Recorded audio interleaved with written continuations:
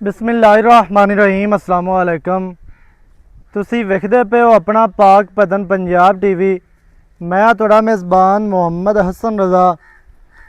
जिमें कि दोस्त सज्जन जानते ने, असी डेली कोशिश करने हैं भाइयों वास्ते नवें तो नवें अच्छे तो अच्छे और मुख्तलिफ नीली दे जानवरों दियां वीडियो लैके हाज़र होई दा। अज जनाब सज्जना वास्ते पहलन झोटी की वीडियो लैके हाज़र होए हैं। झोटी तैयार है, दिहाड़े 5 लै जाए, 4 लै जाए, 6 लै जाए, अल्लाह बेहतर जानता है। सब तो पहले जनाब दोस्तों को लोकेशन दस देविए। मेन आराफला शहर आराफले तो जनाब तकरीबन 5 तो 6 किलोमीटर दे पिंड 67 EB कंबोवा वाला। आराफले शहर तो 5 या 6 किलोमीटर के पिंड 67 EB। उस तो बाद आज की जड़ी तारीख है 22 सितंबर बरोज सोमवार 2025। दोस्तों को जनाब पहलन झोटी का शौक करवाना है। अल्लाह के हुक्म दे नाल शौक वाली झोटी है। पहलन माशाअल्लाह तैयार है, दिहाड़े 4-5 लै जासी, उम्मीद है दिहाड़े 7 भी लै सकती है। अल्लाह पाक ने जड़ा हुसन झोटी नूं दिता है इंतहाई खूबसूरत है। सब तो पहले तुहानूं इस टाइम स्क्रीन ते चेहरा नज़र आ रहा है। एक गिठ की बूथी झोटी नूं बड़ी ही प्यारी, बहुत ही खूबसूरत माशाअल्लाह सज्जणा ने पूरी तसल्ली करनी है। नासा झोटी नूं सफ़ैद ने, चीन सावा पैंदा है, टुटवा चीन है, अगू नासा सफ़ैद, थलड़ा बुल सफ़ैद, इंतहाई खूबसूरत छोटी जी बूथी, एक गिठ की मिड्डी ते मधरी बूथी भी कही जाती है। नकौड़े वालियां नाड़ां वाज़िया तौर पर नज़र आंदियां पईयां ने। अल्लाह के फजलो करम दे नाल झोटी पूरी बरीक है।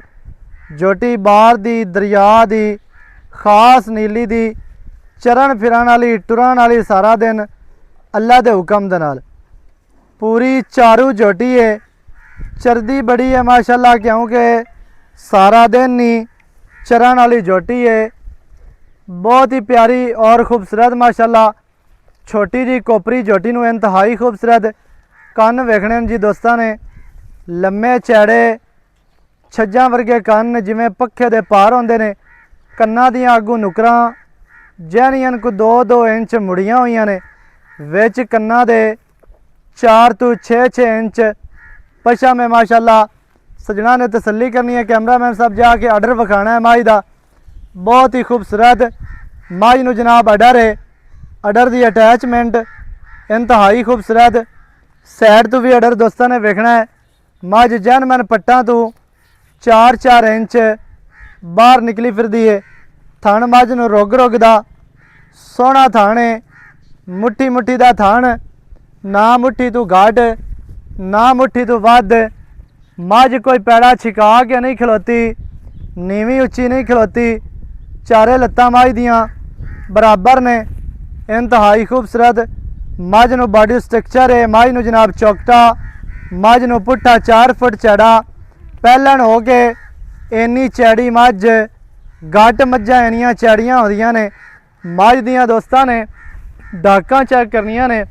डाकां दा जिहड़ा फासला है ना, यह दोस्तों ने वेखना है कित्थे कित्थे डाकां चक्कियां हुई ते बरीक डाकां इंतहाई खूबसूरत। मझ की टोटल बाडी दे विचों एक एक नाड़ वाजिया नज़र आती है। बरीक बरीक नाड़ा ने।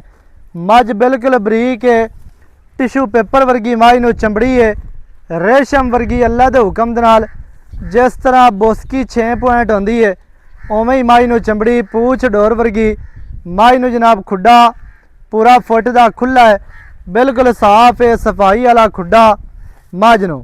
पूछ डोर वर्गी धागे वर्गी मझ नूं पूछ इंतहाई खूबसूरत। मझ नूं जनाब अडर ते मझ नूं वंडा थणा दियां कितनियां प्यारियां, कितनियां खूबसूरत माशाअल्लाह दोस्तों ने तसल्ली करनी है। पिछले पैर मझ दे धोते हुए ने। कैमरामैन साहब दूरों जाके मझ का स्ट्रक्चर विखाना है। कद मझ का दोस्तों ने वेख लेना, तुहानूं अंदाज़ा हो जाना है। मझ की लंबाई का भी तुहानूं पता लग जाना है। मझ पूरी बरीक नफीस शौकीन है। नीली दी मझ नीली दी ना होवे असी जिम्मेदार हैं। मझ बार दी ना होवे, मझ छेड़ दी ना होवे, फिर भी जिम्मेदार हैं। मझ नूं होनी पैड़ा पिया, मझ तैयार होंदी पई है। नक ते मोहरे दा निशान होवे, पैरां ते जनाब पैड़े दा निशान होवे, फिर गल करनी है। बाकी हर बंदा तुहानू नीली विखांदा है, लेकिन नीली दी जड़ी मझ है ना वो विखावनी हर बंदे दे वस दा रोग नहीं है। तो गल्लां नाल हर बंदा ही चीक चिकाड़ा पाई फिरदा है। गोडियां वाली पछम विखानी है, जिवें मौज पैरे कबूतर होंदे ने भी उन्हां दे पैरां ते भी पछम होंदी है, उवें ही माशाअल्लाह मझ दे जनाब गोडियां ते 4-4 इंच पछम। पट्टां दी मझ पलवान है, पट पलवाना वर्गे मझ नूं खुच तीर सीधी और मजबूत खुच है। खुच्चां दे विच भी मास नहीं है। दोस्तां ने चेक करना है, इंतहाई खूबसूरत मझ नूं जनाब बॉडी स्ट्रक्चर थोड़ा जिहा ना पैरू कड्डो तो मझ टुरदी फिरदी सजना नूं विखाने है। टोटल बॉडी दे 4-4 इंच मझ दी पछम वाज़िया नज़र आती है। सजना ने पैरू काट चलो चलन दिओ, पैरू काट दिओ आन। विचों मझ दा पिंडा जिहड़ा शाह काला है, उत्ते जिहड़ी पछम है वो कक्की माड़ी माड़ी लहर मारदी है। जिहड़ी लूई है पछम है वो रत्ती लहर मारदी है। विचों पिंडा मझ दा शाह काला है, तो जिहड़ी मझ दरिया दी होवे बार दी होवे, विचों मझ दा पिंडा काला हुंदा है, उत्ते जिहड़ी पछम हुंदी है वो कक्की इस वजह तो हुंदी है। बस को नहीं फिरन दिओ, वो पछम इस वजह तो कक्की हुंदी क्योंकि सारा दिन मझां दरिया ते चरदियां ने, टुरदियां फिरदियां ने, इस वजह तो उन्हां दी पछम हुंदी है कक्की। ये तो सजना ने पूरी तसल्ली करनी है कि मझ चराई दी कितनी शौकीन है। इंतहाई खूबसूरत दिल करदा है कि मझ दा जिहड़ा ना चेहरा बंदा विखदा रहे। फिर मझ दिहाड़े अजे तक 4-5 लैंदी है। अल्लाह दे फजलो करम दे नाल 5-4 दिन लै गई तो मजीद थल्लों बन जानी है, खुल जानी है। चारे थण मझ नूं बराबर ने। मझ दियां वंडां बड़ियां प्यारियां, दुन्नी कोड़ी तो मझ पाक साफ, हर तरह नाल सजना नूं तसल्लियां करवा दित्तियां।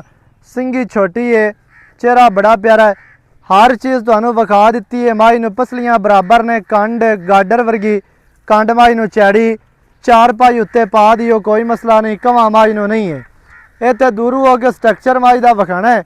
अडर दे साइडां तो बरीक बरीक नाड़ां ने, उस मझ नूं होंदियां ने जिहड़ी मझ दुध वाली होंदी है।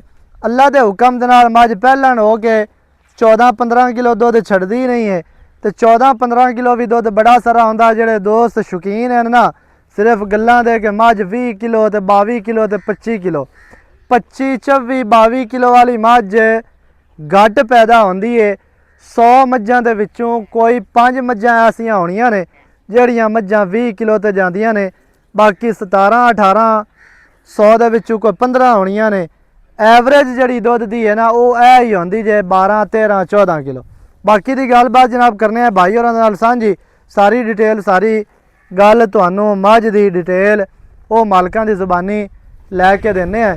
सजना ने जनाब वीडियो शुरू तो एंड तक वेखनी है ताकि तुहानूं हर चीज़ का पता चले, सारियां गल्लां तुहाडी समझ च आ जाण।